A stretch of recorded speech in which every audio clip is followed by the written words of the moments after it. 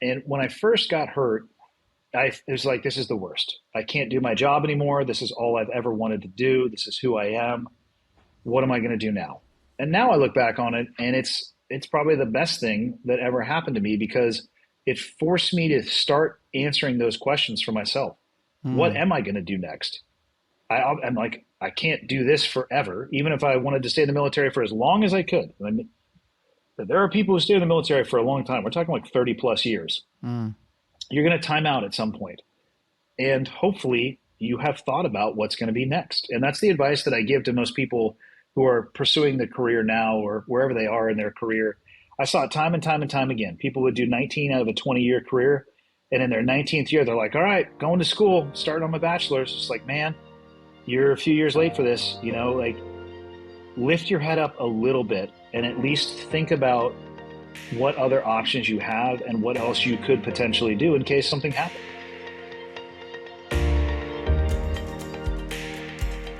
What's up, guys? Welcome to the Invictus Mindset Podcast. Today's guest is a retired Navy SEAL.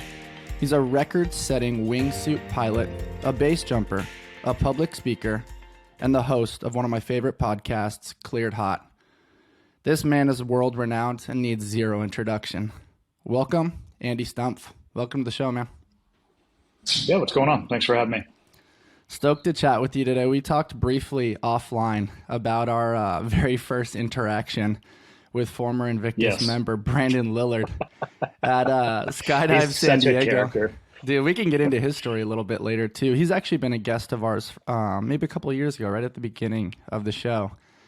But yeah, it was my first time skydiving, and he introduces me to you, and you're packing your gear and making sure all the loose ends are tied. And you kind of peek over your shoulder and you're like, competitive exerciser, huh? And I was like, right off the bat, I was like, I like this guy. Yeah. Did you jump before or after we were in the same plane. Yeah. My very first time skydiving was with you. It was cool. Awesome. Yeah. It's, I think I've taken about 1,500 people for their first tandem skydive, and it's such an awesome experience. People look at skydiving as something that's really complicated, and as you experienced, it's actually not. The gear's not that complicated. It's scary because it's unknown, but the smiles on people's faces and the way they react to that first jump, I would imagine it's like, not that I've ever done heroin, but I'd imagine it's like your first hit of heroin or whatever, meth, or you're chasing that, every other experience. But it's just never like the first one. So I'm glad we got to share that. Yeah, for sure, man. You summarized it pretty well. But out of curiosity, what led you to that euphoric chase of wanting to jump out of planes? Obviously you had a little bit of training in that arena in your SEAL development, but what made you want to pursue that, kind of in your post-military career? Yeah, so getting into jumping it was part of my old job when I was in the military. So the pipeline when I was in, we graduated BUDS, which is the entry gates to the SEAL community. And essentially my entire BUDS class went to Fort Benning, Georgia for static line, which is the exact opposite experience of what you had at Skydive San Diego. It could have been the same, but you would have just need to get up on the roof and jump on to the concrete and lay there and question why you would ever do something like that. And then do it 4 more times and you'd be a graduate of static line, Army static line course.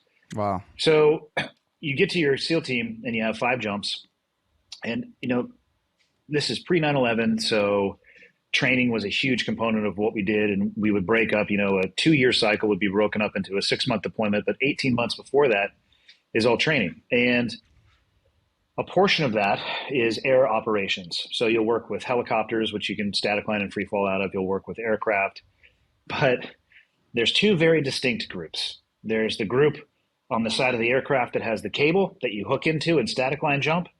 And then there's a group on the other side that's wearing the free fall parachutes, and they're high-fiving and they're smiling. And on the static line side, people are just like, it sucks. You're going to get exit an aircraft at 800 feet, like maybe 1,300 feet. It's like ridiculously low. The parachute opens ridiculously hard, and then you impact the ground as if there's nothing above your head. So after doing that for a few weeks, and just laying on the ground and looking up and questioning my life's choices And watching these guys fall through the air and listen to them like hoot and holler at how much fun they're having, and realizing it would have been years before I would have ever been able to go to the military course because the billets used to be very restrictive. I just went down to Skydive San Diego, which was not actually at the airport that you and I met at. It was at Brown Field. Okay. Very small operation. But I went down on a Friday and just went through the accelerated free fall program and paid out of pocket. And I think I failed one of the jumps, so I repeated that. So I think I did 8 total. And then by like Sunday, I was jumping on my own, which looking in the rearview mirror, I'm like, oh my God, that was so wildly irresponsible. That's so fast. It's the barriers to skydiving are not high. I mean, you go through ground school and you will do 7 or 8 jumps and you'll be jumping on your own. Now they have some limitations as to what you can do on those jumps because they want to keep you relatively safe. But the first time I exited a plane in free fall was so different than when I had done static line in the military. So from that first jump, I knew I was going to love it. And I just would on my weekends and any time off that I have, I would go down to Skydive San Diego and I'd jump as much as I could. And then it presented the opportunity to actually challenge the military curriculum. So instead of going to their 4-week course, I went out to Yuma, Arizona, I think for 4 or 5 days, did a bunch of jumps to show them that you were capable with all of the equipment and packing the parachute, and came back to the team, which it allowed me to bypass a few years of waiting. And then I always loved it. So when I got out of the military, I worked for CrossFit for a while. And as I was leaving working for CrossFit, I had been ramping up jumping again, and I lived really close to Skydive San Diego, and I was trying to figure out what it was that I was going to kind of do for a living, and just made the decision that I was going to go both feet in the bucket of pursuing something that was really rewarding for me. So that's, really roundabout long answer to your short question, but it was something that was kind of forced upon me when I was in the military, and then I fell in love with it and found a way to do it professionally outside of it. That's really cool. That's one of my favorite things about you, Andy, is your unique ability to storytell and give true context. Like the fact that you're able to remember all those details really matters. And it really gives deep understanding to the consumer of your storytelling to really understand the ins and outs and the whys within your decision making, which I really, really appreciate. Trident Coffee is sponsoring this episode of the Invictus Mindset Podcast. My guys over at Trident taught me something really important this last year, that we are all a bundle of stories, both good and bad, and everything in between. At Trident, they're storytellers. All of their cold brews remind their customers that they are part of something bigger than themselves.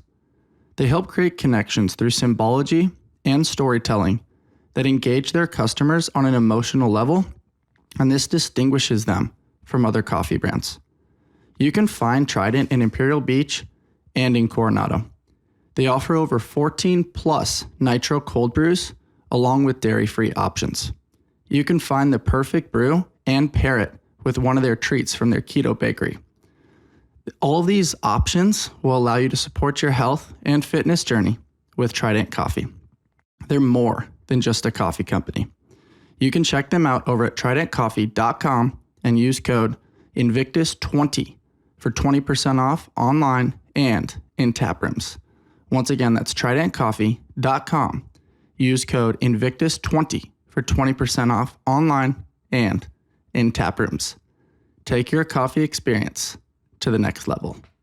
2 important factors for us over at Invictus Mindset are true care and attention to detail.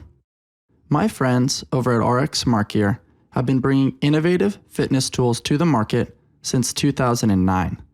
From their award-winning Evo speed ropes to their amazing gymnastics grips to their line of inflatable fitness equipment, they're constantly looking to problem solve within the fitness industry. They're always allowing us to have our gear work for us rather than against us. Hop on over to RX Smart Gear and use discount code Invictus Mindset to shop their latest cutting edge gear.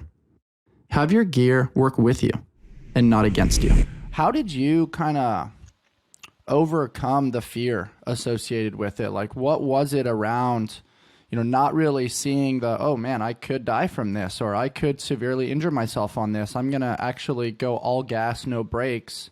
And it almost sounds to me that like you just had this this childlike wonder around, like, man, those guys look like they're having a good time. I want to have a good time. I'm going to go do that too. Well, anybody who tells you that there's no fear involved, especially when you start either static point or free fall jumping, is probably not being honest with you, or they might be a touch sociopathic. I mean, there is risk involved, and you are doing something that is very unique that you probably don't have exposure to. But I didn't have a choice. You know, when I was in static line, I remember our first jump very, very distinctly, but they were throwing out 50, 60 people at a time out of a huge military aircraft. Oh, And man. let's just say this. I'm glad that I wasn't the person who was staring at the door. I was like halfway in that stick of 50. So when the person in front of me started moving, I didn't, it's like people behind me were pushing. It's not like I had a choice to make at that point. I mean, the fire worm was going and we were out the door. So for the military jumps and all the static line ones, it didn't matter if I was scared. Like, how did I overcome it? I didn't have a choice. You Yeah. know, you can be scared or you can be happy, you're going. And then the more you do it, just like with anything, you gain some exposure, you gain some experience, the world starts to open up to you. I mean, I remember my first skydive. One of the only thing you really need to do in your very first free fall is you like look at your altimeter. And I remember that I was wearing it, and I'm aware that there were numbers on the altimeter. Probably couldn't have told you what the needle was necessarily pointing at. But now when I jump, it's like the world is totally different. I can see things and remember things and experience things because I've just had more time to percolate in that, cup of tea, if you Mm-hmm. will. So it's a matter of just incremental exposure. So when I got to the place where I was out of the military, had stopped working for CrossFit, I had already experienced most of the malfunctions with the parachute equipment that were going to be possible. I had had thousands of jumps at that point. So there was no additional risk by jumping in with both feet, no pun intended, um, because I had taken a long period of time to get to that level of experience. I mean, at this point now, I've been jumping for 24 years Mm. and I have just shy of 8,000 jumps, which is a super small number for people who have worked in the sport. For that amount of time, they'd have 30, 40, 50,000 jumps. Maybe not everybody, but like 20 to 30,000 range would be appropriate for somebody who had worked in the sport for that long. So I have a good amount, but it's over a long period of time. And that lends itself to, incrementally learning lessons that allow you to really, to me, I mean, I spent a lot of time assessing and trying to mitigate risk. Mm-hmm. So the wingsuiting stuff, like we were talking about before you hit the record button, I didn't know what it was for years. I mean, I had seen it and I'm like, yeah, that looks a little bit weird. I didn't jump a wingsuit till I had like 3,000 jumps, which really helped because all of my fear about jumping was gone at that point. So I could allocate all of my energy to just learning that new skill. Not to say that you would have to wait that long or that I would recommend people do that, but there's something to be gained for that slow incremental exposure. It really helps. Yeah. It's cool to see how you calloused your mind over time. And going back a little bit to your childhood and the formulation of your value systems and your moral code and your unique ability to formulate in-depth and sequential thought processes, what was your upbringing kind of like? And how did you ultimately have desires to pursue the military? I mean, I look back, I had a very like middle of the road, normal upbringing. Um, Middle class, like lower middle class. My father was a brick mason. My mom did a variety of jobs, administrative jobs. And towards the end, like in the tech space near the Scotts Valley, Silicon Valley area, it was still kind of exploding and growing into what it would become. Because I was born and raised in Santa Cruz, which is just over the hill, from the explosion of the internet and all the ecosystem that is around that. But I grew up doing, junior lifeguards on the beach, playing in the water, and then working for my dad, in the summertime. I went to public high school, barely graduated with like below a 2.0 GPA because I wasn't interested. I look back at it now, I just wasn't interested in school because I knew that I had wanted to be a SEAL since I was about 11 years old. And I don't have a great answer as to where that came from or why it stuck with me so much, but it's probably the most common narrative that I had and the people that I worked with in the SEAL community. You'd ask somebody like, hey man, how old were you when you knew you wanted to be a SEAL? They're like 10, 11, 12. And then what do you think it was that hooked you? No idea. So super common. in that community and very abnormal for everybody else that I grew up around with. But, you know, played sports. I did baseball in the baseball season and water polo in the off season. But I think the biggest thing that probably helped me when it comes to, you know, shaping me to who I am as a person is my parents. I won the lottery when it came to my parents. My dad had me working with him. We moved back into Santa Cruz right after the earthquake in 1989 because it just leveled a lot of the, you know, the brick and masonry work that was there. So there not just my dad, but there's an influx of people in that industry that came back. And he was understaffed. So he hired me as an 11-year-old, which still left him very understaffed because I wasn't doing shit well at 11 years old. I still give him shit. I'm like, hey man, you paid me $1.50 an hour when I first worked for you. And he just laughs. He goes, yeah, but you were only worth 75 cents. So you're welcome. God, you're probably right. So that's where your subtle sarcasm started to form. My sarcasm certainly comes from my dad for sure. We're two peas in a pod on that. But I grew up working very physically hard. I was never a mason. I just moved all of the shit around and tried to facilitate the masons doing their work. So I was moving brick. I was making mud. You know, I was moving scaffolding and tearing things down and doing cleanup. And it was hard. And it was a job site that was unforgiving. You know, you could certainly hurt yourself. There was no politically correct language anywhere within 100 miles of the job site that we were on. But my dad and I have always had a great relationship and the ability to talk. And, you know, anytime I had questions about anything, whether it be life or work, or if I needed, you know, an ally, my parents were always in my corner. And they set my moral compass for me. And I think I got very lucky to fall, you know, when I wanted to be a SEAL like that early, I didn't actually know what the pipeline would entail. I didn't know that the odds mathematically were not going to be in my favor. I didn't understand the injury rate. I didn't even know exactly what the SEALs did. It just, at that age, for whatever reason it was, I was like, I have to do that. And then I got to that community with a good moral compass. And that community, you know, I was like 18 years old when I got into that community. I just turned 19, I think, when I got to my first SEAL team. And I was surrounded by people who also had fantastic moral compasses. And it solidified it for me. So it was a combination between my parents and then the people who really helped mentor and shepherd me into the SEAL community when I was still in a really malleable phase of my life. Yeah. A couple key points that I'm hearing are, you know, the surrendering to just being useful there when you were working with your father and doing all the intangibles that maybe the other guys weren't doing or weren't willing to do, or maybe, you know, the one spot that didn't require high level skill or deep thought. It's like, okay, that's what I can do. I'm going to do that. And, you know, it gave you a supreme focus, you know, the unique ability to bullshit with the crew and people significantly older than you, probably upgraded your operating system, your language, and your ability to navigate different styles of connection with different people from different backgrounds. And then simultaneously going into the school component. School's an interesting one.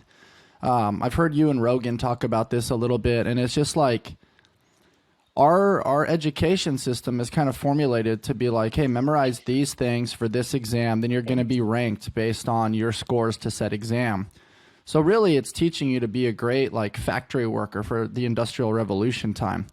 But to actually critically think or maybe push against the grain or question traditional norms requires a little bit more outside of the box thinking. And in my unique interactions with various people within the SEAL community, that's something that I see as a common thread, where it's like, okay, I see your thought process here, but why is it that way? What if there's a better way? Maybe we can try to find that together.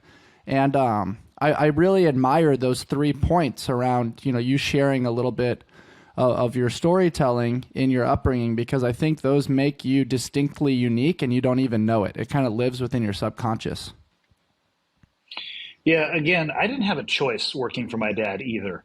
So a lot of the things that people would look at in my life, like, oh, that must have been amazing. It's like, son of a bitch, I didn't have a choice. I was 11. My dad's like, get in the goddamn car or you're not getting lunch. And I was like, well, I'm getting in the car. The lessons I learned, I wasn't realizing it at the time. They certainly served me well. And, you know, the school one is an interesting one because I have My oldest son now is 19, but I have a son who is a senior who's going to graduate early here next month, and a daughter who's a freshman. And I look back at the schooling that I went through, and it was much like you described. My favorite classes were English, creative writing. But the most important class that I took in high school, and the one that still has stayed with me, is typing, an actual functional skill. That is the one I use almost every single day. And what I wish they would have taught me in high school were things about taxes and how to balance a checkbook. For You real. know, I mean, like actual, I understand, like, okay, you got to go through math and do all this because you do use math every day in English and all of that. But I try to, like, when my kids ask stuff, my kids have these tools that I didn't have at their age. My God, the ability to go onto YouTube. My sons have figured out basic programming. They have figured out like home, like, fixing things at home, whether it's a stuck window or how to level a door that's not closing properly. That's their first thing is they dive right into YouTube. And I can't even imagine having that tool at my age. First off, for clarity, I probably would have used it improperly and looked at some shit I wasn't supposed to look at. But I'm just being honest.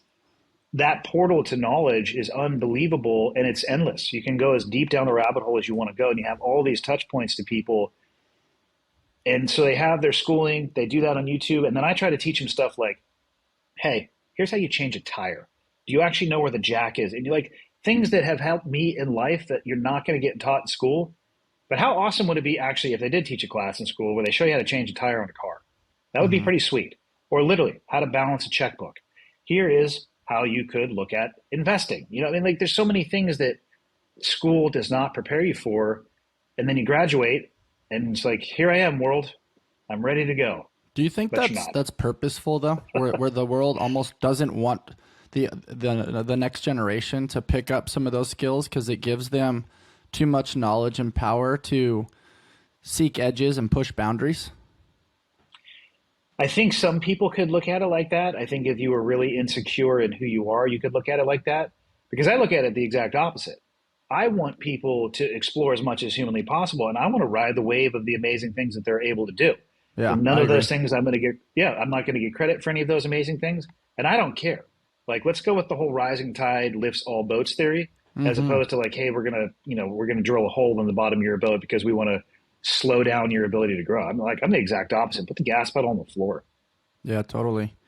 When you look at we discussed how you became a SEAL. When you look back and specifically zoom in to buds, did you feel like you were pretty prepared for that style of training? At such a young age. Now as you mentioned, there's YouTube, there's books, there's movies, Yeah. there's people talking about it and documenting it. But at that time, did you have the tools in your toolbox to explore preparation, or was it just the fortunate circumstance of, hey, get the fuck in the car, we're gonna go work hard, laying brick, and that kind of just gave you some tools in addition to your exposure to water? The laying brick helped. Growing up on beaches and playing water polo absolutely helped with the water evolutions. But man, the amount of information that was available was limited. You would get like 15th, 16th hand information, a rumor that somebody had heard something about what goes on in training. And so I didn't know exactly what to expect. I knew we were going to run a bunch, we were going to swim a bunch, and we were going to be doing a lot of physical activities. So I did train very hard leading up to it. I mean, when I was a junior, senior in high school, I would get up early. There's a 24-hour fitness just down the road from where we lived. I would go there and like run on the treadmill. One of the most embarrassing moments of my life happened on, like, it just scarred me.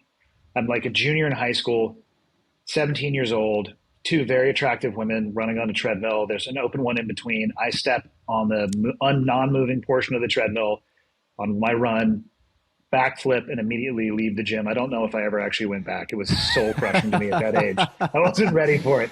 So I think I was running outside after that. But I mean, and then in the military, so you go to boot camp and then you have to do an occupational school. I was training as hard as I could at that occupational school. But I don't, Buds has something for everybody. And going back as an instructor was very enlightening because as a student, nothing really makes sense. It seems very chaotic. It seems like something you do one day is rewarded, but the next day you do the exact same thing and it's punished. And you can't really figure it out. And then as an instructor, you realize, yeah, you're not supposed to be able to figure it out. That's the point of the curriculum. We're trying to test Mm. people and figure out a way. Let's say maybe you're a physical stud when it comes to running. Well, guess what? The ocean and the obstacle course, they might have something for you. Or if you're great in the water, the 4 mile time runs or all the beach runs that we do, or the obstacle course again, it's going to challenge you. And maybe you do great when you have a full tank of gas, but how about when you're exhausted and you've been up for 4 days? So Buds is designed to figure out whatever it is to get you to your lowest point, and then watch what you do. What decisions do you make? Do you figure out a way to continue, or do you throw in the towel? And even people who train exceptionally hard, to answer your question, do I feel like I was ready? I feel like I was as ready as I could be. And for people out there training, you should get as ready as you can possibly get, and then still be prepared to be pressed and challenged, probably more so than you ever have in your entire life. Yeah, for sure.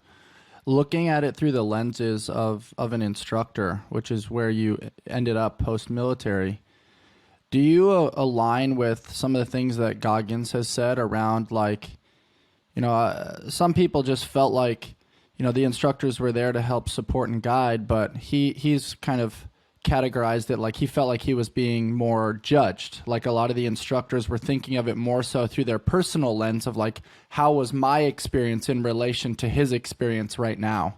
How do you kind of clarify that a little bit?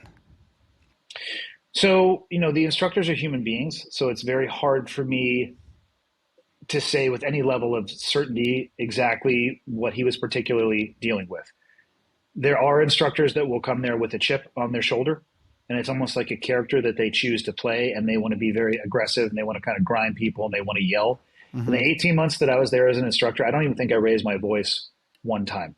I would talk to them, and don't get me wrong, that doesn't mean I didn't hold the students to the standard, but I would just talk to them and hammer the ever-living shit out of them at a normal tone of voice, because my theory was I am probably going to continue, if I go back from being a Buds instructor, which I did, I went back over to SEAL Team 3, I'm going to end up working with a lot of these people. So at some point, you have to realize that they've made it far enough through the training pipeline that most of the crucible testing process has occurred. Now let's start layering on some knowledge and actually teach these people. On Fridays, I would sit down oftentimes and do a core values class. Oh, that's and I would just really answer cool. questions. Well, and it was called core values. We didn't always necessarily cover core values, but I would allow them to ask any question that they actually had about the SEAL community. And the questions that I got were unbelievable. They ran the gambit. It was, that people wanted, well, how is the stress on family? How is it raising kids when you are a SEAL? Should I try to go over to development group? Which coast is better? What's it actually like being in combat? And they were some of the most rewarding classes that I was able to present. And again, it wasn't like I was really presenting a class. I was just being there and interfacing with them and trying to teach them, or not teach them, but treat them as a peer. Yes, they're still in training, but I'm going to allocate and dedicate the time to make sure that you guys can answer the questions that you want to. Mm-hmm. I would have loved to be a fly on the wall for that. That would have been really cool to observe some of those special conversations. I think they were impactful. A lot of the students told me later on in their career that it was impactful. Now, on the Goggins front, his attitude writes a lot of the checks that other people cash. If you are a student that has an attitude that draws the attention of the instructors, you're going to get treated as such. Mm-hmm. The politest way to say it is, just because it comes out of his mouth doesn't necessarily mean that it's true. And I'll leave it at that. That's fair. You do a really good job, dancing with challenging questions like that. I think it's really an awesome skill. I mean, there's so much controversy and bullshit out there. You do a really good job with it.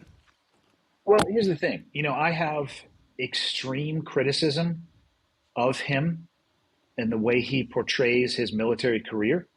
But that criticism would really only be understood by people who come from that community.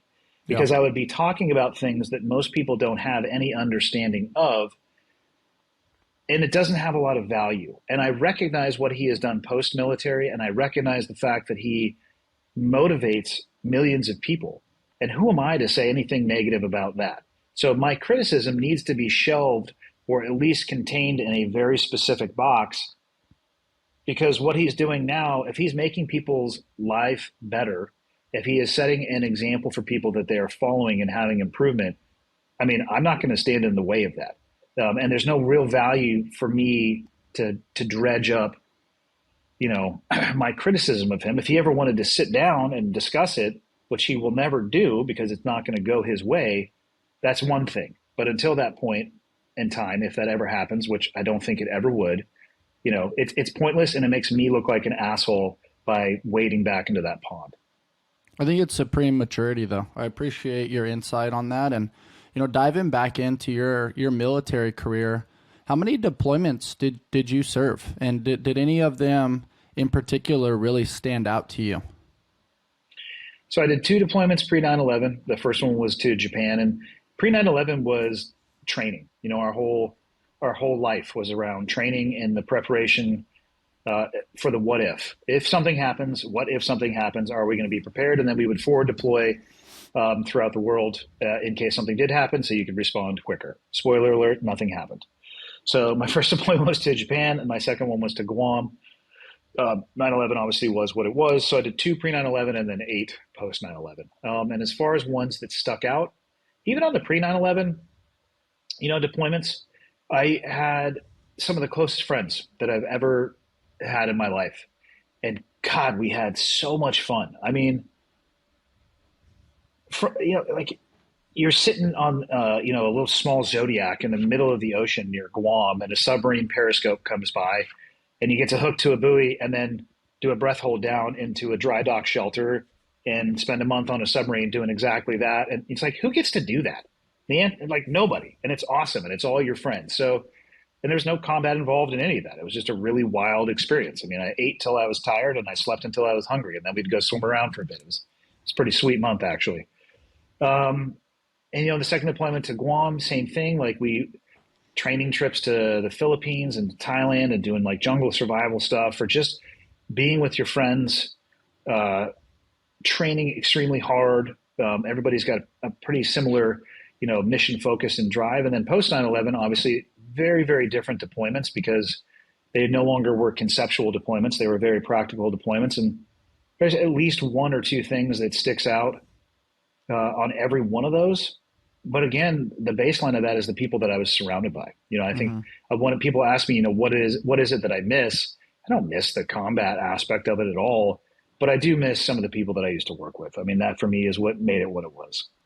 So much depth within relationships when there's learning, problem solving, adventuring, new environments that you're kind of navigating and trying to figure out together. And it's just, I don't know, fear, uncertainty, and doubt can be very challenging things, which we all saw a little bit during the pandemic, but they can also be really rewarding to the unique connections that formulate over time. Yeah. I mean, you can either view those things as an obstacle and adversity, or motivation. And the choice is really kind of how you frame it between your ears. Yeah, for sure. At what point in your military career did you get married and have kids? So got married in 2001, February of 2001. My oldest son was born in October of 2003, then August of 2005, and then June of 2008. So got married very young. And the marriage, at the end, I was married for 19 years and 11 months before the divorce was finalized. And to say that there are challenges in a military relationship is an understatement. And then you add that into the special operations community and the uncertainty of the career and the amount of time that you have to dedicate to it. We're talking orders of magnitude on top of just a traditional military relationship. It is extremely difficult, and I would not advocate for anybody to avoid relationships, but I would advocate for them to take the time to make sure that they have found the right person. Mm-hmm. In those in-depth, core values conversations, you probably had those pre-marriage and kids experience, and then maybe some of those conversations post. How did the wheels in between your ears kind of formulate between those? And how were you able to navigate some of the challenges within the family dynamic while also maintaining your own core values and leadership structure with those within your military connections? The most honest answer is that I prioritized work over my family. And I don't say that as something that I am proud of, but it was what was required of me to do the job at the level that I was operating at, especially when I had people that were working for me and I was responsible for them. But there is a toll that you pay in doing so. Um, the one thing I had on my side at that time is that my children were very young. When I went on my last combat deployment, I kissed my daughter goodbye. She was still in a crib. So she doesn't have any memory of me actually going on military deployments. And my sons, they have, maybe the vaguest recollection of me leaving, but they didn't really have any idea of what I was doing. So I think I was fortunate that I was able to conclude the operational portion of my military career while they were at that age, because obviously being their dad in the years past that, you miss more as your kids are growing up, whether it be their activities. Birthdays are always birthdays, holidays are always holidays, obviously.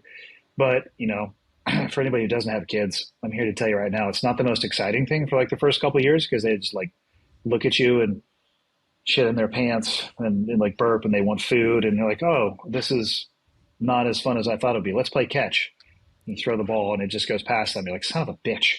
But then when they're like 8, they're like, Dad, I want a motorcycle. They're like, fuck yeah, you need a motorcycle and so do I.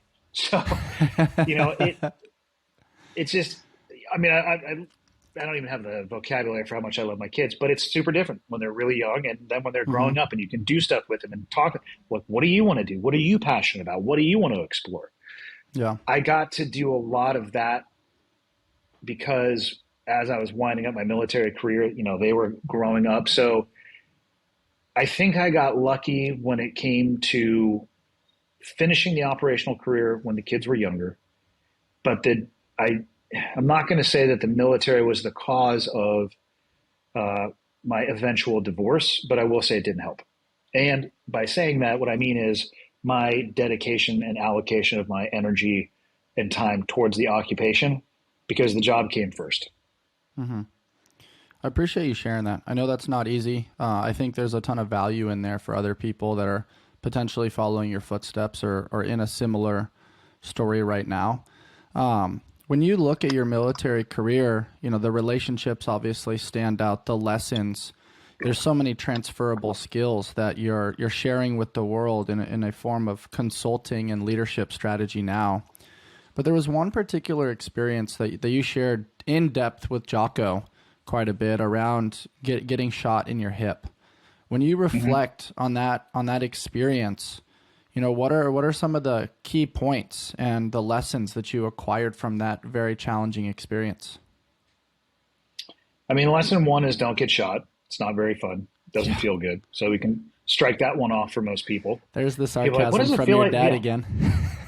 People are like, what does it feel like to get shot? I'm like, fucking hurts. Moving on. Feels like a hot poker. Yeah. So, I thought about this, often. Not that I spend an insane amount of time thinking about it, but I will sit down sometimes and just think about, I wonder what it would have looked like had that not happened, because it did change the course of my military career for sure. And I don't know what it would have looked like and where I would have ended up and where my career would have gone. And so it's not really a useful exercise, but I will sit down sometimes and just kind of think about it, because the reality is I need to look at what happened. And when I first got hurt, it was like, this is the worst. I can't do my job anymore. This is all I've ever wanted to do. This is who I am. What am I going to do now? And now I look back on it, and it's probably the best thing that ever happened to me, because it forced me to start answering those questions for myself. What am I going to do next? I'm like, I can't do this forever, even if I wanted to stay in the military for as long as I could. There are people who stay in the military for a long time. We're talking like 30 plus years. You're going to time out at some point. And hopefully you have thought about what's going to be next. And that's the advice that I give to most people who are pursuing the career now or wherever they are in their career. I saw it time and time and time again. People would do 19 out of a 20-year career. And in their 19th year, they're like, all right, going to school, starting on my bachelor's. It's like, man, you're a few years late for this. Like lift your head up a little bit and at least think about what other options you have and what else you could potentially do in case something happens. Because I was almost put into that situation. I didn't know what I was going to do. And it forced me to start thinking about other things that I could do in addition to being in the military that would potentially help set me up for success in the future. I mean, it's actually how I found, CrossFit was I used that methodology to rehab from getting hurt. And then I'm sure, as you know, CrossFit was founded in Santa Cruz by Greg, and Dave introduced me. So Dave was from Watsonville, which is a city just south of where I lived in the Monterey Bay. He and I never competed against each other in high school, but our high schools competed against each other. He was the one who actually introduced me to Greg, but I wouldn't have had that opportunity to meet Greg and work for that organization had I not gotten shot, which was my springboard for actually when I decided to get out of the military in 2013. I'd already been working for CrossFit part-time for 5 years. It's all of those things. If you start looking backwards, when did my trajectory start changing? And it was that night in that courtyard in Iraq. And it really helped me lift my head up a little bit. And it got me moving in other directions at a time where it gave me an opportunity. I didn't have to dedicate too much to it because I started pretty early. And then by the time things came to fruition, I was ready to get out of the military, and it was a seamless transition. Yeah. It sounds to me like a lot of your development came from what I describe as NFC, no fucking choice, where it's like getting shot. It's like, all right, well, I obviously have to rehab. You found CrossFit, the rehab really ignited and, felt right in between your ears. How did you ultimately transition from using CrossFit to then working for CrossFit? That I think was more a metric of CrossFit growing, and they were understaffed. The first seminar that I worked at was a Canadian military seminar, and they were doing civilian. The first one I ever went to was the Orange County Fire Authority, and I just went and watched. So they were doing civilian seminars, but the military side was actually growing. And again, the NFC thing, right? Like no fucking choice. If you actually think about it, just as human beings, we actually we have a lot of choices, but we don't have a lot of things that we can control. Like you really can't control most things that happen to you in life, but you can control 100% of the time how you react to them, how you receive to them, how you grow from them, or get demolished by them. You actually have that control. Which is an aside from, working for CrossFit. But so I went through this civilian seminar and I just watched, and they had an upcoming military seminar and they needed a body. They needed somebody to go up there and teach. So I went, and so for a little bit, I started working only on the military side. And then the explosion of CrossFit in, 08, 09, 10, it was like right place, right time. It was essentially what it was. Yeah, for sure. I think it's really cool, your involvement with them. I cross paths with so many of the OGs within the CrossFit space, and your name always seems to come up in such a respectful manner. But, when we look back, you mentioned when you were working with your dad, political conversations and appropriate verbiage were not always, the continued practice. And, then, getting to work with Greg Glassman a little bit, incredible methodology, subtle genius, really created some amazing things. But then there's the peek behind the curtain that so many people may or may not have been aware of, or just let it slide for a really long time until the challenges of 2020. And, on that Zoom meeting, had some choice words, but more importantly, going back to my compliment of how you digest and untangle very challenging moments in time. This episode is brought to you by Mush. My friends over at Mush created an incredibly cool product of ready-to-eat overnight oats. And for those of you that listen to the podcast often, simplicity is the ultimate sophistication. And Mush has done just that, as their products have no more than 7 clean ingredients that are dairy-free, gluten-free, with no added sugar. Mush started right here at Invictus, as they had a vision to create convenient, healthy, and clean nutrition. And this landed them on Shark Tank, where the famous Mark Cuban invested in them. Now they're found in retailers all over the country, including Costco, Sprouts, Target, and Whole Foods. Check out my friends over at www.eatmush.com. You actually had, in my opinion, the best podcast episode dissecting his words, the history associated with it, simultaneously protecting yourself and others within the process. We don't have to go too deep into it out of protection for everybody involved, but I'm very curious your thoughts on those matters now that the dust has settled a little bit after the gentle chaos associated with Glassman and then the selling of CrossFit to Eric Rosa. Yeah, I think Greg got really lucky with how well he got off. It was, how would I describe this? It was very, very close to a lot more high profile information coming out that I think would have netted a very different end state. And I think he got off very lucky. It's probably the best way that I can put it. Yeah. I think you had a great insight, right? I believe after your teaching and working a little bit with CrossFit, you became a pilot for CrossFit. Is that correct? Yeah. So I was doing, so I started off, like I said, at the military seminars. Then as the civilian seminars, they grew and outpaced the military growth. So they needed civilian seminars. So I started teaching at those and just the movement stuff. And just like anybody else, it's like eventually you'll give probably the technique lecture. So you'll focus on movements and maybe teach those in front of the group. And then you'll switch over and start teaching some of the conceptual lectures, right? And usually they'll start people on the technique lecture, and then it can build into, you can do nutrition, or, eventually you're up there opening the seminar, delivering, the what is CrossFit, what is fitness, that's all based off the material that Greg created and presented. And what people probably don't realize is at the original seminars, Greg was up there for every lecture, conceptual and movement. Like, holy shit, you want to talk about being exhausted at the end of the day?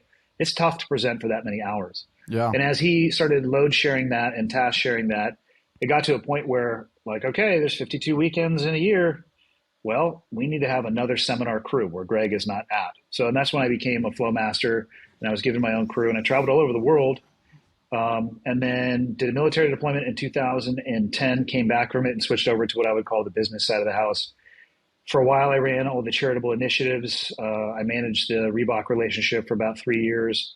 And, probably about 2010, I'd already had my pilot's license, and Greg called me up. He was like, hey, he was living out in Arizona, and it was like this triangle of death between Santa Cruz, where he lived in Arizona, and San Diego. And he was just driving so much. And he's like, you know what? I'm wasting 8 hours per drive.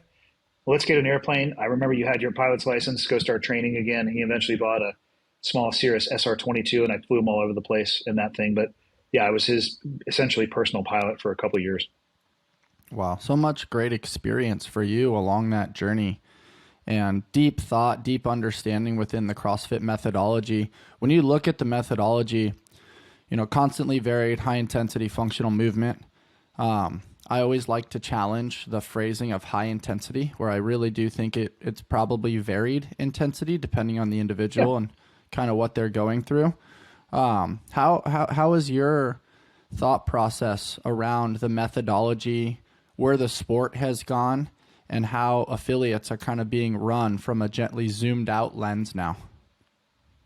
So I have no insight into any CrossFit affiliates. I owned one, but it was like 2006 to 2008, so well dated.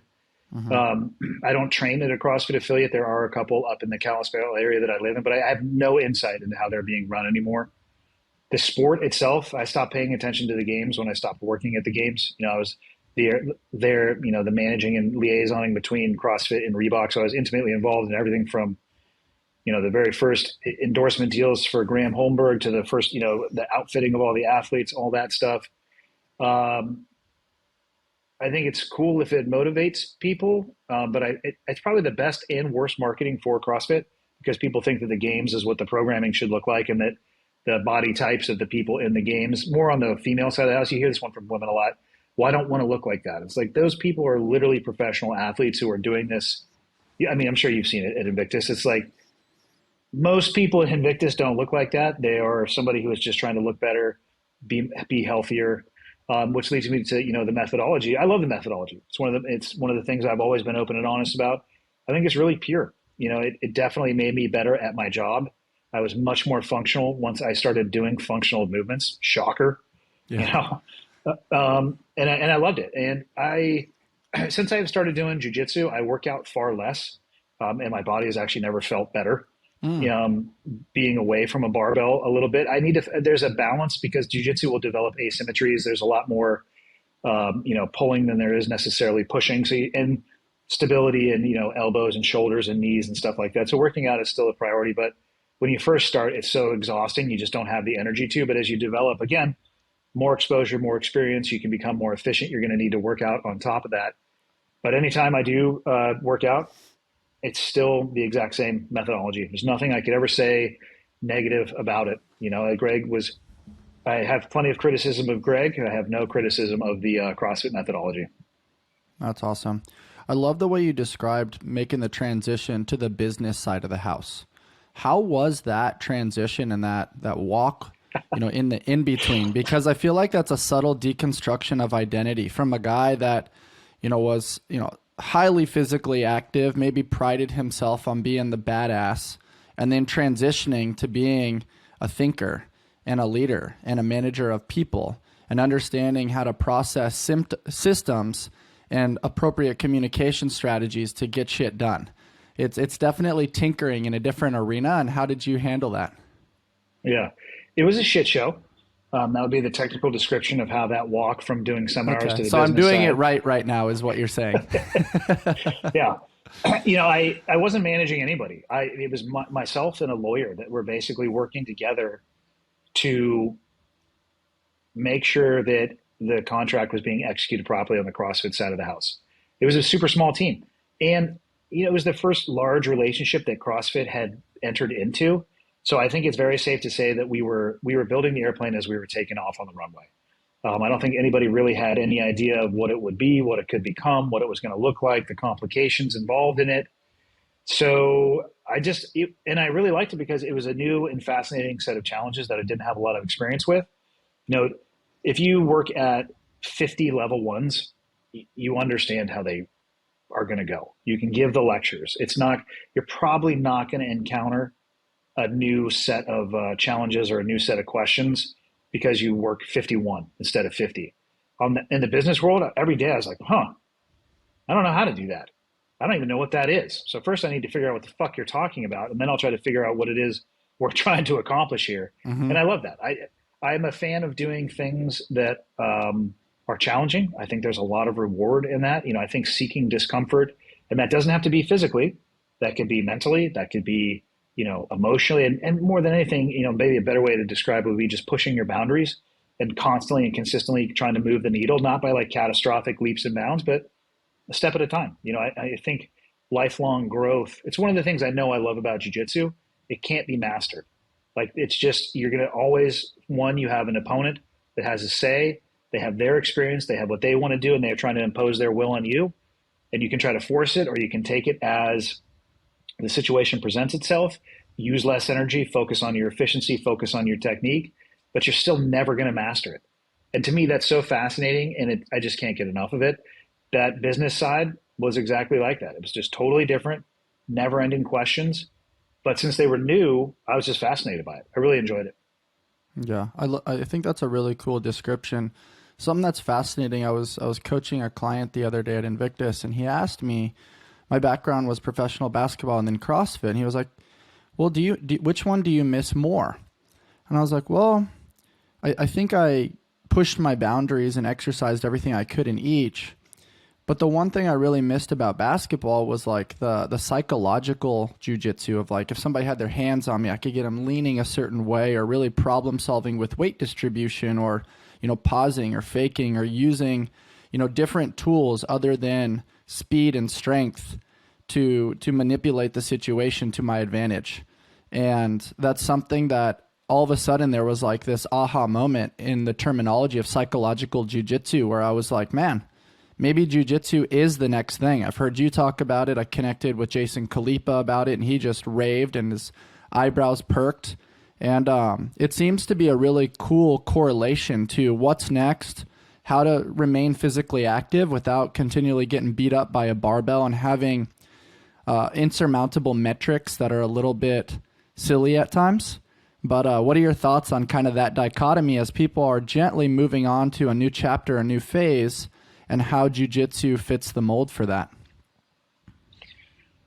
I mean, I'm biased, obviously, because I've been at it now for just over 4 years. I really enjoy it. My wife is a jiu-jitsu instructor. I mean, I'm literally in Costa Rica right now at a jiu-jitsu camp. So it's something that I pursue. Is it accessible to everybody? I would say yes, assuming you can find the right place to train and the right coach. Very similar to the CrossFit methodology. You know, there are people who, affiliate owners who are like, you know what, I just want to produce games competitors. And I wouldn't recommend that somebody in their 50s or 60s hop into that class. Just like there are jiu-jitsu gyms that, you know, the mat is full of 18 to 22-year-old absolute killers.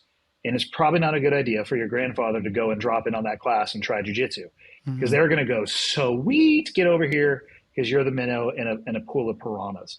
But, you know, I look at the school that I train at, my coach Travis, he awarded a guy a black belt in his 60s. And the guy is a savage. Is he going to get beat up or is he not going to get beat up because that's not actually what we're trying to do.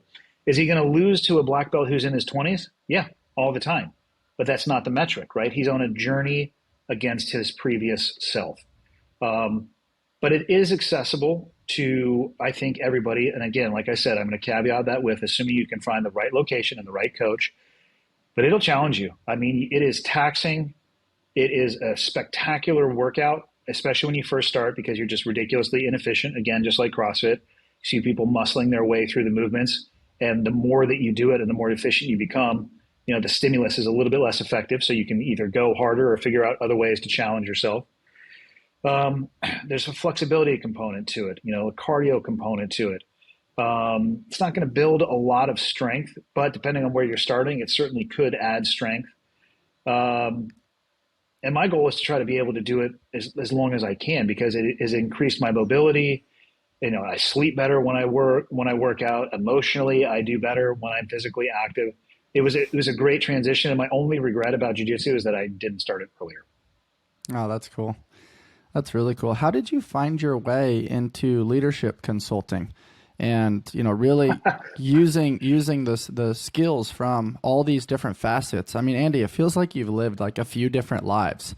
When we talk about like the lead up to the military experience, which probably could be partitioned into a part 1, part 2, the CrossFit experience, and now, you know, obviously running an amazing podcast, Cleared Hot, and the leadership consulting. I wish I had a structured approach to that. It was completely by accident. A buddy of mine who worked at an IT business hit me up one day. He goes, "Hey, you're a SEAL, right?" I was like, "Yes, you know the answer to that." He goes, "Well, you guys are at SEAL teams, right?" I was like, "Yeah." He goes, "Cool. We need somebody to come talk to our business about teamwork. And since you are at a place called SEAL team, you should probably come and do that." I'm like, okay. And so I did, and I enjoyed it. I'm like, I don't know what the fuck I'm going to talk about. And then, so I wrote some stuff down, and I had already been doing a good amount of the lecturing on the CrossFit level 1 circuit. So my fear of public speaking was smashed way before that. It's just like, I don't even care, you know. I get the fear of not wanting to get up and publicly speak, but once you do it for a bit, you realize that, hey, we're all just human, and you're going to use the wrong words sometime, and you're going to be okay. So I didn't mind the idea of going and talking at the organization, and I don't even think I charged him. And there was somebody in the audience who came up and they said, "Hey, that was awesome. Can you come do that at my business?" I was like, sure. So when did it at their business, and it slowly just built over time. And then one day somebody said, "Hey, you should do a website for this so people can find you and know that you're a speaker." I was like, son of a bitch, that's a good idea. Maybe I should do that. How the fuck do you build a website? Let me find somebody that can do that, or do a little bit of Google research. And so then I did that, and I created a website, and it honestly, it just slowly built over time. You know, and again, after doing it for almost 10 years at this point, I've spoken to every business sector that there probably could possibly be, for everything from huge, you know, multi-thousand participant audiences to like 10 people in a C-suite in financial organizations that have trillions of dollars. It's, and the message is largely the same. I mean, I can tailor it depending on what it is they're necessarily looking for. But again, my first step into it was accidental. It was not because I had some grand plan. I had an opportunity that came up for me that led to another opportunity that led to another one. And I just kind of kept saying yes. That's super cool. How did you ultimately put together the structure? Like, you have so many different tangents that you could potentially go on. For that very first talk, when your buddy was just like, "Hey, you're a SEAL team guy. Yeah. Like, let's go figure this out. You got teams. We got teams. We should all have a team and talk." Yeah. Yeah. I forget. I've always had notebooks that I keep notes in, and I did the same thing for my level 1 lectures. I had a notebook and I put in a topic that I want to cover and not necessarily the path of how I want to navigate around that topic. And I kind of let the audience in the conversation determine the way we go. And oftentimes it's based off of questions. So I had a few key points that I wanted to cover, and then I just kind of played it off the hip. Not what I would recommend for most people when they first started. And I've since changed that, obviously. And over time, I structured it, and I met other speakers, and I was like, "Hey, how much money do you charge? Like, how does this work?" And slowly put it all together. And again, a decade later, like, here we are. That's awesome, man. Recently you were on Rogan, and you and your buddy Mike, the CEO of Overwatch, kind of had an amazing conversation. There was peaks, valleys. You guys got into the COVID conversation. Yep. Rogan always does such an awesome job of, like what you said, where it's such a human conversation versus like, hello, da da da, like making it very suit and tie-ish. And you guys are working on something cool. Would you mind sharing that a little bit with our audience? Yeah. So what is the day today? The 7th. In 22 days, I head down to Chile, to Punta Arenas, because we're going to get ready to attempt to do one skydive in each of the 7 continents and do it in a week. So we're going to start in Antarctica, because that is the long pole in the tent when it comes to weather. And they actually have some pretty legacy COVID protocols. So we're going to be sitting there for about 5 or 6 days before they let us do anything. But the timer will start as soon as we get out of the aircraft on the first jump, and we're hoping to be able to jump and then leave the same day. And then I think we're doing South America first, and I think we're hitting Miami, and then we are basically going east and ending in Australia. And the organization that we're trying to raise money for is called Folds of Honor, and they do educational scholarships for military children, the children of military service members who are either injured or killed, and also first responders. So it's a pretty broad net. And yeah, we're trying to raise as much money as we possibly can. So the expedition, we're going to do a documentary around that, and I think it'll come out probably like a year or so after we do the actual jumps themselves. But just trying to do something that will get eyeballs, so then you can push those eyeballs onto a cause that's actually worthwhile, because honestly, like, the 7 jumps in 7 days is completely irrelevant. But if people pay attention to it and then they do a little bit of research, or we can get them to look at Folds of Honor, then we'll have been successful. That's cool. You're so humble with the skydiving stuff, which I'm very intrigued by. But more importantly, dude, it's just gravity. Yeah, totally. It works every time so far. Absolutely. Something that's so interesting to me is, looking back at, some of the challenges within COVID and all the different organizations that came from, all the different issues that took place the last few years. I feel like so many of us are ignorant or really uneducated around. We think we're donating to a really good cause, but we really don't know where a lot of the money is going. I think it's cool that you guys are kind of putting a stake in the ground and really just being transparent with Folds of Honor and where the money's going and why it's going there and how it relates to both of your stories. Yeah, you got to be really careful donating money. There are countless nonprofits out there, and there are obviously varying degrees of how well they are executed. Again, we're talking about human beings at the end of the day. You got people out there with the best of intentions, and then you got complete sociopaths. And sometimes they run 501c3s as well. So I think it's just important to do, definitely research where you want to spend your money and research what the organization does with it. And oftentimes, there are actually organizations that rate charities and that can give you some insight, and find out of every dollar that is donated, what percentage of that actually goes to the causes that they are, supposedly fundraising for. Because you'll be shocked what you find sometimes. Sometimes you'll find it's 90 cents go to operating cost of the organization, and 10% goes to the initiatives that you're talking to you about. And I mean, again, people can donate their money where they want to. I don't want to be a part of that organization. I want the vast majority of the money going towards exactly what it is that they are talking about and what they are created to do. Yeah, that's a really distinct differentiation. And look at you sharing business knowledge from the guy that didn't start on the business side of the house. I didn't, but I've done some work. I worked with the Navy SEAL Foundation, and I think they're at like a 94 cents out of every dollar, goes towards the allocation and the programs.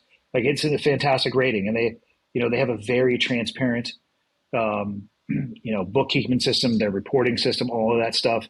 It's not hard to figure out where it goes. It's just a little bit time consuming, but I recommend, if people, separating people's money from their wallets is a difficult thing.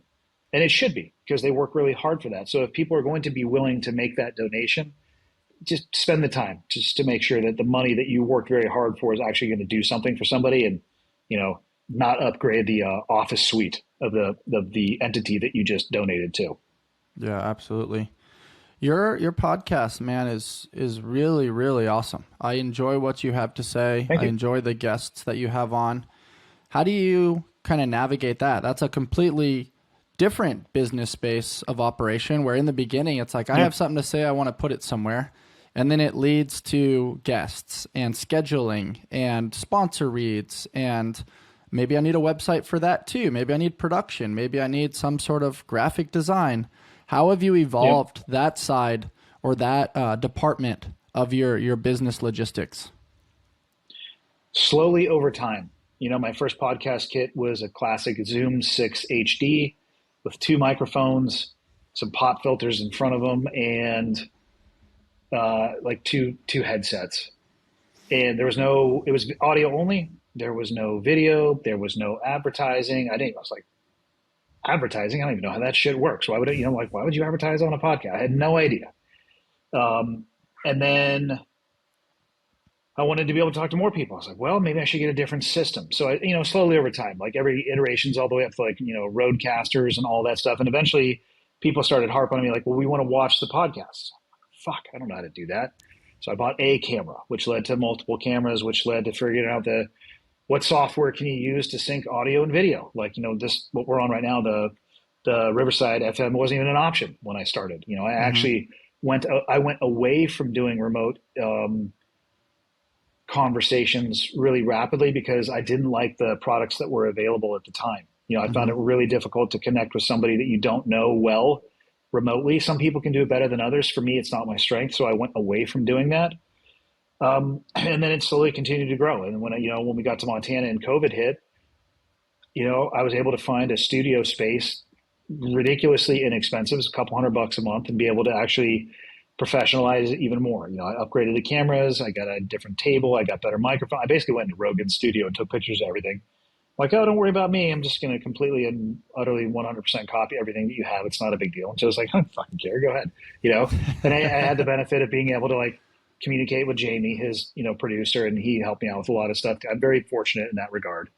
Yeah. But it literally went from that little HD that I could carry around in a little attache case to the full setup that I have now with, some 6K cameras, some 4K cameras.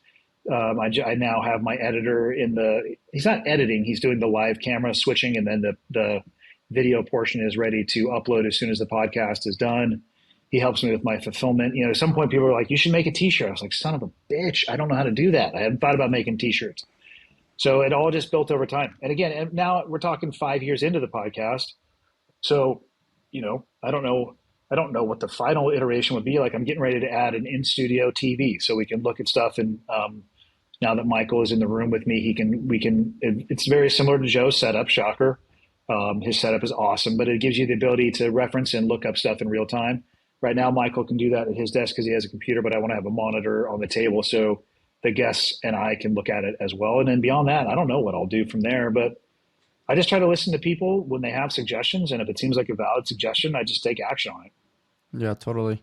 What I love about podcasting, other than, as I mentioned briefly, talking to people way smarter than me, is the research component, the learning component, really diving into somebody else's stories and gaining the perspective and the lenses. Like we're now 2 years into this project, and I feel like I've gotten an MBA in life, just kind of really learning from military to, we just had Dr. Andy Galpin on earlier this week. So we're talking muscle physiology and energy systems and appropriate dosages of certain supplements and ingredients. And there's just so many unique facets of life that I'm like, man, it's incredibly hard to get bored. I want to find a way to do them all. And I feel like you're one of those people. Like you're always finding ways to learn, upgrade your operating system. And also what I really appreciate and honor is your willingness to get out in nature and explore the outdoors, especially there in Montana. I wanted to kind of end our conversation today kind of dissecting that a little bit. How did you ultimately get into hunting, and how does that process kind of satisfy the emotional and spiritual side of your world? I'm trying to think about, it was through archery, and I got into archery through Rogan, and we were at the SHOT Show years ago, and Joe was there with Cam Haynes, and they invited me to a dinner at a steakhouse. And that evening, he introduced me to John Dudley, who is a world-class archery coach. And Dudley was living, or does live, he lives in Iowa. And I actually drove to his house and spent some time with him after the last CrossFit Games that I ever went to from Madison. I actually went from Madison to his house, and he totally dialed me in on a bow and taught me how to shoot it. And he brought up the idea of hunting shortly after I was there because he had a slot available. And I just kind of jumped on it on a whim. And I didn't really know what it was going to be like. I'd never been archery hunting before. And we went up to Alberta, Canada, and we ended up doing that 3 years in a row. And it was just awesome. And again, it was just drafting off somebody who has this depth of knowledge and experience. It's fucking hard to describe, actually. His knowledge of animals and their behavior, because of the interactions that he has had, it's unbelievable. And I loved it. It was cool to be back. A lot of my old job was in the outdoors, but a lot of the people that we were hunting also had weapons and they would shoot back. And it's way better to hunt an elk that doesn't have a AK-47. Yeah. It might gore you if you were to get that close to it, which I don't recommend that people do. Even though there are elk in Yosemite that will walk up to your car, don't get out of your car, people. They're still wild animals. That's my public safety announcement for today. And I just loved it. And I happen to be living in a state that has access to some of the best hunting in the world. It's the Western Rockies. I love being outdoors. I love the challenge of it. I love that when it comes to bow hunting, you're more than likely not going to be successful, and you can just go walk miles and see nothing. And a lot of people will get frustrated at that. And all you really need to do is lift your head up and look around and realize you're in an amazing place. And it's not even necessarily about the animal. Again, it's about the journey. It's about the people that you're with. I love hunting, but I love hunting with the people that I hunt with more than the hunt itself. Wow, that's a very eloquent description. Are you aware of just the vast impact that you're having in the world? I mean, you're rubbing elbows with Cam Haynes, with Joe Rogan. Like you guys are part of a unique crew that is interfacing with one another, with the external world, but simultaneously sharing insight on really important topics, and have the ability and opportunity to really shift behavior. And I really admire that. And it's just interesting to, go behind the scenes a little bit and see how you think, why you think, and, what the process is. I liked your analogy of drafting off somebody, because I think Kobe described that a little bit in his career, where he was trying to learn certain things. You just call people. Hey, how'd you do this? Yep. Would you like to meet? Would you like to learn this? And it's just like, it not only gets you the skills that you're looking for, but also builds a relationship where you're actually learning from each other. Because you and I both know to teach is to learn twice. And so for sure, what's this experience been like, really, connecting with, people like I mentioned, and, watching how you continually upgrade and positively impact the world? Podcasting is an interesting ecosystem because you hit upload and then you don't even really know where the message is going. Yeah. You can get total downloads and all that stuff, and you can geographically break it out. But I get emails every day from people who found something positive from the podcast, and I can't think of anything more rewarding and enriching for me as a person than that. I got really lucky to be introduced to Joe through a mutual friend, and he and I happened to hit it off. And he is a good friend of mine. And I don't, when I'm with those guys like Joe and Cam, I don't even think about it in the terms of like the impact that they're having. They're just Joe and Cam to me. Yeah. So it's I don't know. I don't spend any time thinking about what impact I may or may not be having because I don't want that to influence my thought process. I want to do it for the right reasons. I want to do it for reasons that are interesting to me and not try to like work my way backward into a result, if that makes sense. Yeah. I love that. Something that I've been thinking about a lot recently is in the world right now, people are loving things and using people. But in reality, I humbly believe that we should love people and use things. Like these things are tools. But it's a really unique thing that I think social media is causing a little bit. And I just really appreciate that you guys are practicing what I believe is called yellow journalism, which is, really positively trying to put out news and thoughts and pieces of information that you hold to be true up until that moment based on experience, research, and then obviously painting the appropriate picture of like, hey, these are my lenses. This is not necessarily everybody else's lenses. I just try to tell the truth, and I always try to preface, my beliefs and my feelings is that they're exactly that, and that's all that they're valid for. And I can lay the breadcrumbs out as to how I arrived at those positions and beliefs, but feel free to do with them what you want. Maybe it makes a difference to you, and maybe you disagree, and I'm totally fine with, both of those iterations. Super cool. I'll wrap things up with saying that something that I hold to be true personally is that two people can disagree and still hold respect within the messy middle. And I think that's a really unique thing that people can take away. Andy Stumpf, ladies and gentlemen. Andy, thanks so much for doing this and spending some time with me and giving me a gentle peek behind the curtain. Where can people follow you, and how can people support the Folds of Honor cause that you're getting ready to embark on here in a couple weeks?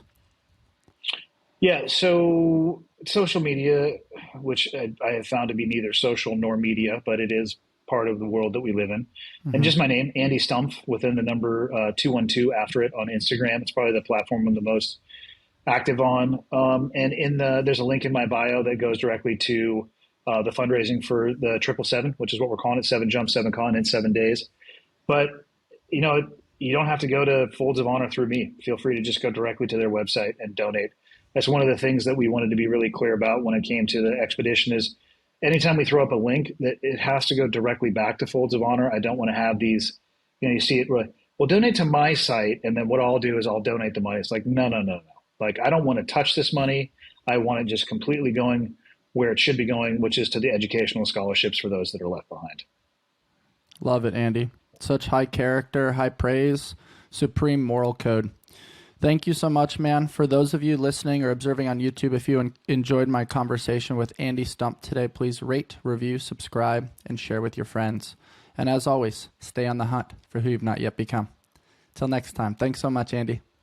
Are you over 35 and in need of a solid training program? Are you looking to improve your athleticism and keep up with the younger athletes in your CrossFit gym? Then look no further than our Invictus Masters program. This program places year-round emphasis on mobility and stability exercises with movements that we have seen directly benefit our Masters athletes. Our program is led by Nicole DeHart and offers a training program designed specifically for Masters athletes who are looking to compete at a higher level in the sport of CrossFit. Some of our top Masters athletes in the world train with us, including CrossFit Games champion Kevin Kester, Matt Beals, and Pat Sprague. You can learn more about their stories and the Invictus Masters program by checking out their episodes right here on the Invictus Mindset Podcast.